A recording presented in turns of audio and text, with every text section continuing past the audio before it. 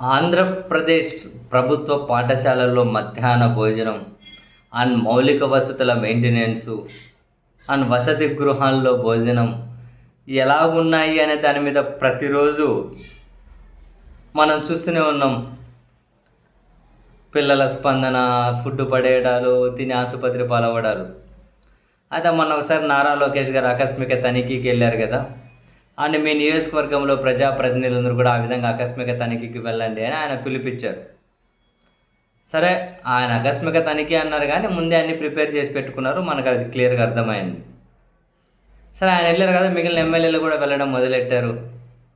అందులో భాగంగా తాజాగా కడప ఎమ్మెల్యే మాధవిరెడ్డి గారు వెళ్ళారు, టీడీపీ ఎమ్మెల్యే. కానీ అక్కడికి వెళ్ళిన తర్వాత మేడంకి పరిస్థితి అర్థమైంది.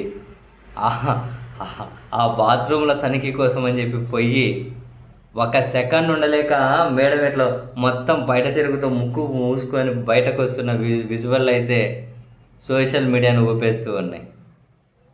అసలు అది ఒకటే అని కాదు, ఆ మేడం అంటే మొత్తం మీద ఆకస్మిక తనిఖీ అని చెప్పి అక్కడి వాళ్ళకి షాక్ ఇద్దాం అనుకున్నారు. మేడంకి ఆ పరిస్థితులు షాక్ ఇచ్చాయి. అక్కడికి వెళ్ళారు. అయితే పెద్ద పెద్ద ఇంత స్టీల్ ఏమంటారు, పెద్ద పెద్ద గిన్నెలు ఉన్నాయి, పెద్ద పెద్ద బకెట్లు స్టీల్వి. ఆ మూత తీసినారంటే అడుగున ఎక్కడో కొంచెం సాంబార్ ఉంది, అడుగున ఎక్కడో కొంచెం పప్పు ఉంది. ఆ ఎమ్మెల్యే గారు అడుగుతున్నారు ఎంతమందికి ఇది అని అంటే 70 మందికి అని చెప్తున్నారు వంటోళ్ళు. ఎమ్మెల్యే గారు ఆశ్చర్యపోయి 70 మందికి ఇది సరిపోతుందా అంటే, సరిపోతుంది మేడం, రోజు పెడతానులే అంటున్నారు. అంటే రోజు అట్లే పెడతారు ఇంకా.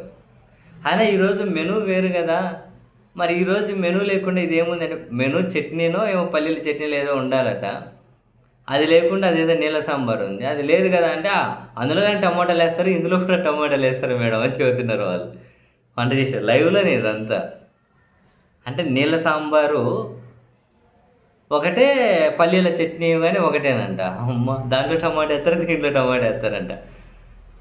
అమ్మో, గింత ఉంది సాంబార్, అదే ఒక పెద్ద బకెట్లో గింత కూడా లేదు అడుగున 70 మందికి అని.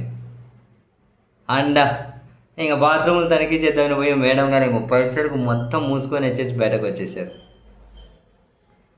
ఆయన సరే పిల్లలతో మాట్లాడారు. పిల్లలకు ముందే ఓపెన్ ఆఫర్ ఇచ్చారు ఎమ్మెల్యే గారు, మీరు నిజం చెప్పండి, అబద్ధాలు చెప్పకండి, ఎట్లా ఉంటుంది ఫుడ్ అని. అంటే వాళ్ళని మొహమాటం లేకుండా అసలు బాగుంటలేదు, ఫ్రైడే ఒకరోజు ఏమో కొంచెం బాగుంటుంది కానీ మిగిలిన రోజు బాగుంటలేదు మేడం, తినలేకున్నాము అనేసారు. అంత లైవ్లోనే జరిగింది కదా. ఇక ఎమ్మెల్యే గారు కానీ ఎక్కడైనా దాచిపెడతారు. మీడియాతో మాట్లాడారు.